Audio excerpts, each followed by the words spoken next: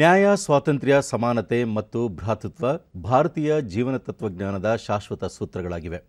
ಅವಿಚ್ಛಿನ್ನವಾದ ಸರಪಳಿ ಮೂಲಕ ನಾಗರಿಕತೆಯ ಪ್ರತಿ ಹಂತದಲ್ಲೂ ಇವುಗಳ ಮೌಲ್ಯದ ಅರ್ಥವನ್ನು ಹುಡುಕುವ ಕಾರ್ಯಭಾರ ಯಶಸ್ವಿಯಾಗಿ ಸಾಗಿದ್ದು, ಈ ತತ್ವಗಳು ದೇಶದ ಅಭಿವೃದ್ಧಿ ಪಥಕ್ಕೆ ಬೆಳಕು ಬೀರಬೇಕು ಎಂದು ರಾಷ್ಟ್ರಪತಿ ರಾಮನಾಥ್ ಕೋವಿಂದ್ ಅಭಿಪ್ರಾಯಪಟ್ಟಿದ್ದಾರೆ. ಗಣರಾಜ್ಯೋತ್ಸವ ಮುನ್ನಾ ದಿನವಾದ ಇಂದು ದೇಶವನ್ನು ಉದ್ದೇಶಿಸಿ ಮಾತನಾಡಿದ ರಾಷ್ಟ್ರಪತಿ ಅವರು, ಭಾರತವನ್ನು ಸ್ವಾವಲಂಬಿಯಾಗಿ ಮಾಡಿರುವ ರೈತನಿಗೆ ಪ್ರತಿಯೊಬ್ಬ ದೇಶವಾಸಿ ಕೃತಜ್ಞನಾಗಿದ್ದು, ವಿಶಾಲ ಜನಬಾಹುಳ್ಯದ ದೇಶದಲ್ಲಿ ಆಹಾರ ಧಾನ್ಯಗಳು ಹಾಗೂ ಹೈನೋತ್ಪನ್ನಗಳಲ್ಲಿ ಗಣನೀಯ ಪ್ರಗತಿ ಕಂಡಿದೆ. ಪ್ರಕೃತಿ ವಿಕೋಪಗಳು, ಕೋವಿಡ್-19 ಸಾಂಕ್ರಾಮಿಕದ ನಡುವೆಯೂ ಕೃಷಿಕರು ಉತ್ಪಾದನೆಯನ್ನು ಕಾಪಾಡಿಕೊಂಡು ದೇಶವನ್ನು ಮುನ್ನಡೆಸಿದ್ದಾರೆ. ರೈತರಂತೆ ಸಶಸ್ತ್ರ ಪಡೆಗಳ ವೀರ ಯೋಧರು ಅತ್ಯಂತ ಕಠಿಣ ಪರಿಸ್ಥಿತಿಗಳ ನಡುವೆಯೂ ರಾಷ್ಟ್ರೀಯ ಗಡಿಗಳ ಭದ್ರತೆಯನ್ನು ಖಾತ್ರಿಪಡಿಸಿದ್ದಾರೆ ಎಂಬುದು ಹೆಮ್ಮೆಯ ವಿಚಾರ ಎಂದು ಪ್ರಸ್ತಾಪಿಸಿದರು. सुरक्षा करते रहे हैं। झुलसा देने वाली गर्मी में धरती, आकाश और विशाल तटीय क्षेत्रों में हमारे सेनानी भारत की सुरक्षा का दायित्व हर पल निभाते हैं। हमारे सैनिकों की बहादुरी, देश प्रेम और बलिदान पर हम सभी देशवासियों को गर्व है। देश में इस महामारी पर काबू पाने में तथा विकसित देशों की तुलना में मृत्यु दर को सीमित रख पाने में भी हमारे वैज्ञानिकों ने डॉक्टरों, प्रशासन तथा अन्य लोगों के साथ मिलकर अमूल्य योगदान दिया है। इस प्रकार हमारे सभी किसान, ಆಹಾರ ಭದ್ರತೆ, ರಾಷ್ಟ್ರೀಯ ಭದ್ರತೆ, ಸಾಂಕ್ರಾಮಿಕ ಮತ್ತು ವಿನಾಶಗಳ ವಿರುದ್ಧ ರಕ್ಷಣೆ ಹಾಗೂ ಅಭಿವೃದ್ಧಿಯ ಭಿನ್ನ ಸ್ತರಗಳಲ್ಲಿ ನಮ್ಮ ವಿಜ್ಞಾನಿಗಳು ರಾಷ್ಟ್ರೀಯ ಪ್ರಯತ್ನಗಳನ್ನು ಬಲಪಡಿಸಿದ್ದಾರೆ. ಬಾಹ್ಯಾಕಾಶದಿಂದ ಹಿಡಿದು ಕೃಷಿ ಕ್ಷೇತ್ರಗಳವರೆಗೆ, ಶೈಕ್ಷಣಿಕ ಸಂಸ್ಥೆಗಳಿಂದ ಆಸ್ಪತ್ರೆಗಳವರೆಗೆ ಇಂದು ದೇಶ ಸ್ವಾವಲಂಬಿಯಾಗಿದೆ.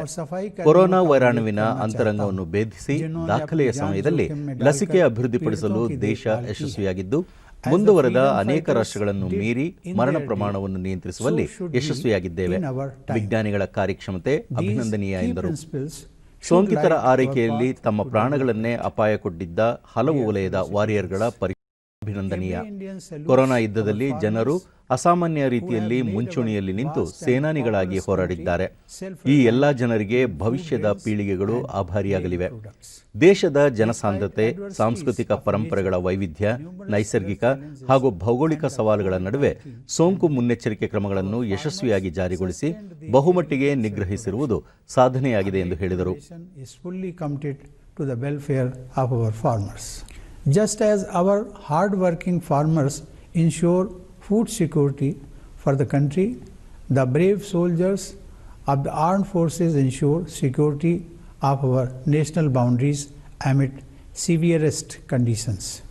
From the freezing cold at Siachen and Galwan Valley in Ladakh, with temperatures as low as -50 to 60 degrees Celsius, to the ಸವಾಲಿನ ನಡುವೆ ಬಿಹಾರ, ಜಮ್ಮು ಕಾಶ್ಮೀರ, ಲದ್ದಾಖ್ ಮತ್ತಿತರ ಪ್ರದೇಶಗಳಲ್ಲಿ ಯಶಸ್ವಿಯಾಗಿ ಚುನಾವಣೆಗಳನ್ನು ನಡೆಸುವ ಮೂಲಕ ಪ್ರಜಾತಂತ್ರವನ್ನು ಬಲಗೊಳಿಸಲಾಗಿದೆ.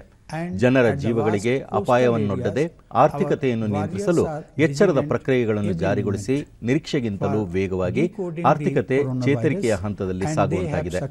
ಸಣ್ಣ ಮತ್ತು ಮಧ್ಯಮ ಕೈಗಾರಿಕೆಗಳಿಗೆ ಸುಲಭವಾಗಿ ಸಾಲ ನೀಡುವ ಮೂಲಕ ಉದ್ಯಮಶೀಲ ಚೈತನ್ಯವನ್ನು ಪ್ರೋತ್ಸಾಹಿಸುವ ಕೆಲಸ ನಡೆದಿದೆ ಎಂದರು.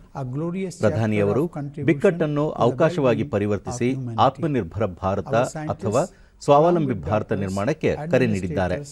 ಚಲನಶೀಲ ಪ್ರಜಾಪ್ರಭುತ್ವದಲ್ಲಿ ಯುವಜನರನ್ನು ಸ್ವಾವಲಂಬಿಗಳನ್ನಾಗಿ ರೂಪಿಸುವ ಪ್ರಯತ್ನಗಳಿಗೆ ಶಕ್ತಿ ತುಂಬುತ್ತಿದ್ದಾರೆ.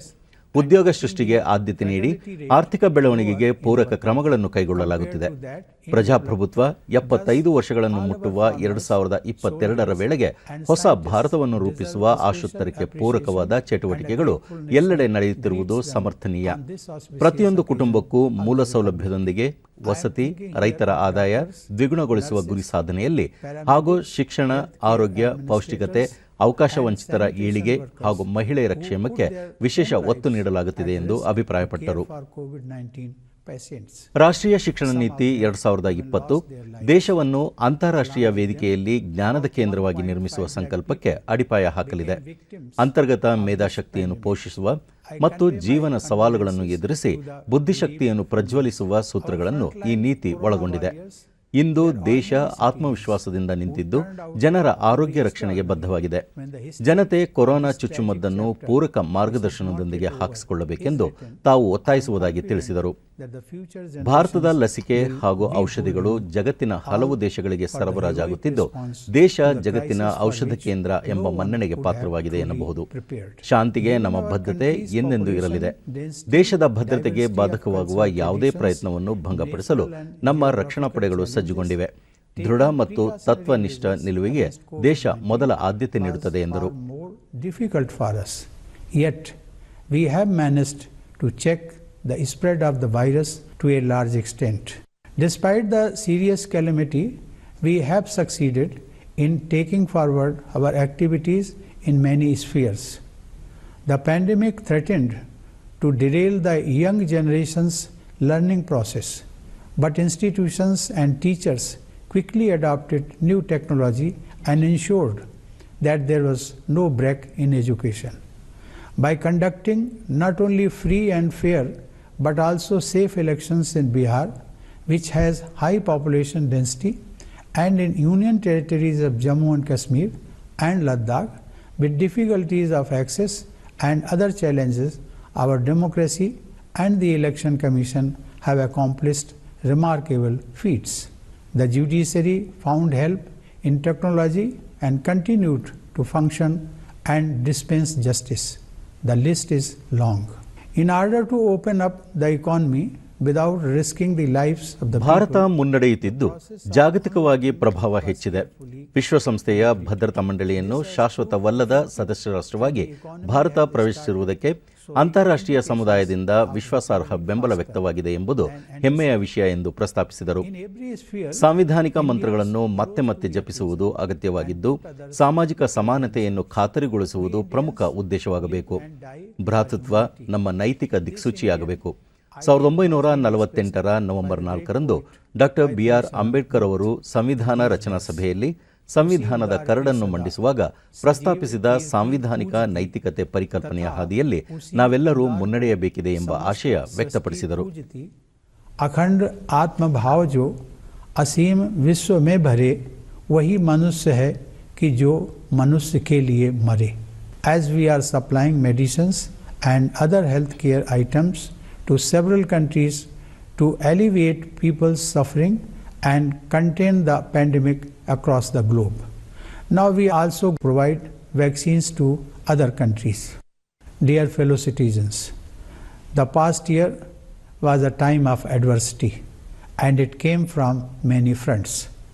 We faced an expansionist move on our borders, but our valiant soldiers foiled it. To achieve this objective, 20 of them had to lay down their lives. The nation shall remain grateful to those brave soldiers. Though we reiterate our commitment to peace, our defense forces, Army, Air Force and Navy are adequately mobilized in a well-coordinated move to thwart any attempt to undermine our security. We must make all efforts to wipe tears from every eye. Equality is the watchword for the great project of our republic. Social equality warrants dignity for each one of us. Villagers, women, weaker sections of our society, namely scheduled castes and scheduled tribes, Divyangjan and the elderly people, which Baba Sahib Dr. Bhim Rao Ambedkar mentioned in his speech to the Constituent Assembly on November 4, 1948, while presenting the draft of the Constitution. He clarified that constitutional morality means supremacy of the values enshrined in the Constitution.